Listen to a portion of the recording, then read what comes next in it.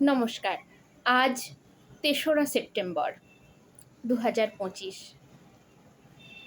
শতবর্ষের দুয়ারে দাঁড়িয়ে থাকা এক নায়কের জন্মদিনের কথা বলবো, যিনি শুধু নায়ক নন, নায়ক থেকে মহানায়কের সম্মানে ভূষিত। বাঙালি তাকে সাদর আমন্ত্রণ জানিয়ে তার হৃদয়ের মণিকোঠায় স্থান দিয়েছেন।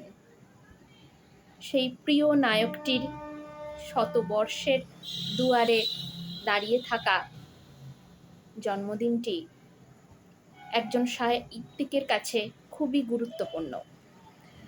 বাংলা চলচ্চিত্র সাহিত্যের ইতিহাস নিয়ে কলম ধরতে গেলে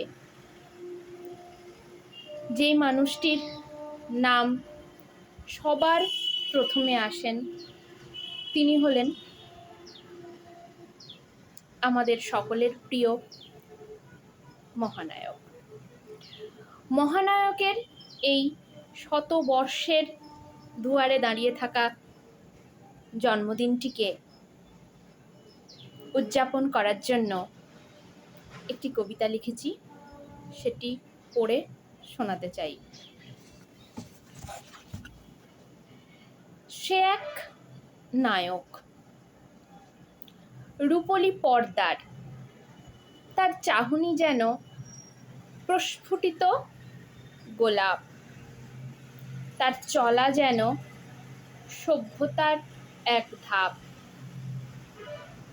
সে যেন এক আনন্দের শুধুই আবির্ভাব। মহানায়ককে নিয়ে কথা বললেই একটা কোথায় যেন শিহরণ জেগে ওঠে। মহানায়ককে নিয়ে আলোচনা করলেই তখনকার দিনের সমস্ত মানুষদের মনে যেরকম শিহরণ জেগে ওঠে, ঠিক এখনও আমাদের কাছে মহানায়ক ঠিক ততটাই প্রাসঙ্গিক। মহানায়ক সম্পর্কে অনেক প্রশ্ন আমাদের মনে ভিড় করে থাকে। যেই প্রশ্নগুলো সবার আগে আমাদের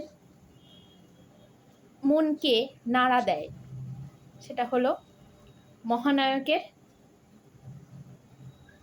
জন্মদিন কবে। মহানায়কের জন্মদিন 1926 সালের ৩রা সেপ্টেম্বর। মহানায়কের আসল নাম কি? অরুণ কুমার চট্টোপাধ্যায়। মহানায়কের শিক্ষাগত যোগ্যতা কি? উত্তম কুমার স্নাতকে ভর্তি হয়েছিলেন, কিন্তু পড়াশোনা শেষ করতে পারেননি, তাই তিনি আসলে উচ্চ মাধ্যমিক পাস। উত্তম কুমারকে মহানায়ক উপাধি কত সালে তিনি অর্জন করেন? 1975 সালে 25শে নভেম্বর। উত্তম কুমারের অভিনীত প্রথম চলচ্চিত্রটির নাম কি? দৃষ্টিদান।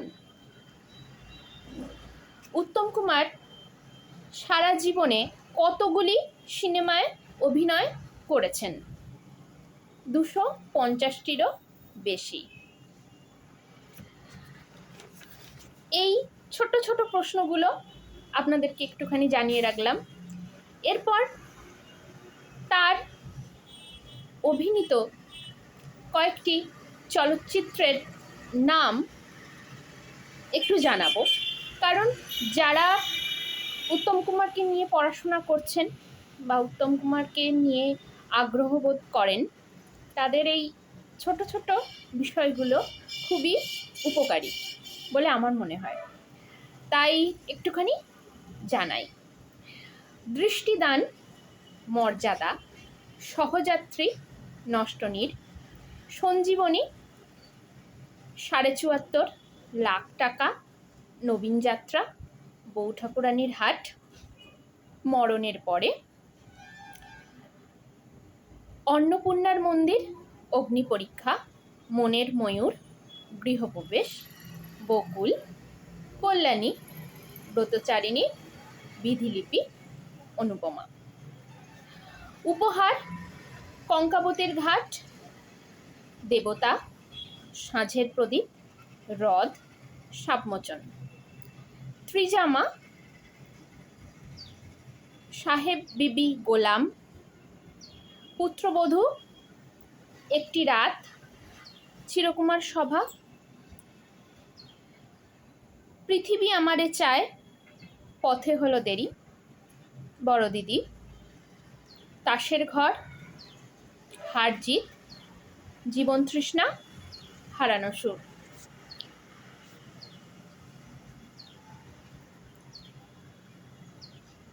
মরুতীর্থ, খেলাঘর, রাজপথ, চাওয়া পাওয়া, বিচারক, সোনার হরিণ, অবাক পৃথিবী। সপ্তপদী, ঝিন্দের বন্দি, অগ্নি সংস্কার, নেকলেস। কান্না, আমার দেশ, উত্তরায়ণ, সূর্যশিখা, ভ্রান্তিবিলাস, দেয়া নেওয়া, নিশীথে, উত্তর ফাল্গুনী, মোমের আলো, যৌতুকগৃহ, সূর্যতাপ, থানা থেকে আসছি, রাজকন্যা, নায়িকার সংবাদ, চিড়িয়াখানা, অ্যান্টনি ফিরিঙ্গি, জীবন মিত্র, ৩ অধ্যায়, কখনো মেঘ, চৌরঙ্গি, চিরদিনের, অপরিচিত, মঞ্জুরি অপেরা, নায়ক, দুটি মন, ধন্যী মেয়ে, ছদ্মবেশী, জীবন জিজ্ঞাসা, নবরাগ, স্ত্রী, হার মানাহার, মেম সাহেব, বিরাজ বউ, ছিন্নপত্র, সোনার খাঁচা, বন পলাশির পদাবলী, রৌদ্র ছায়া, রাতের রজনীগন্ধা, আলোর ঠিকানা, যদি জানতেন, অমানুষ, বিকেলে ভোরের ফুল, রক্ততিলক, সন্ন্যাসী রাজা, অগ্নিশ্বর, বাঘবন্দির খেলা, সেই চোখ, মোমবাতি, আনন্দ আশ্রম, কিতাব, সব্যসাচী, সিস্টার, অসাধারণ, জাল সন্ন্যাসী, ভোলা ময়রা। 2 পুরুষ, নিশান, সমাধান, সুনয়নী, 2 পৃথিবী, রাজা সাহেব, দর্পচূর্ণ, অগবধূ সুন্দরী, প্রতিশোধ, দেশপ্রেমী। এই পর্যন্তই। উত্তম কুমারকে নিয়ে কৌতূহল একটুখানি বেশি, তাই একটি ছোট্ট ঘটনা আপনাদের সঙ্গে ভাগ করে নিচ্ছি। কোনো একটি চলচ্চিত্রে উত্তম কুমারের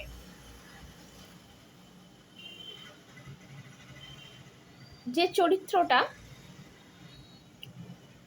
জন্য তিনি অভিনয় করবেন, সেখানে একটি অঙ্গন ঝাঁট দিয়ে পরিষ্কার করতে হবে।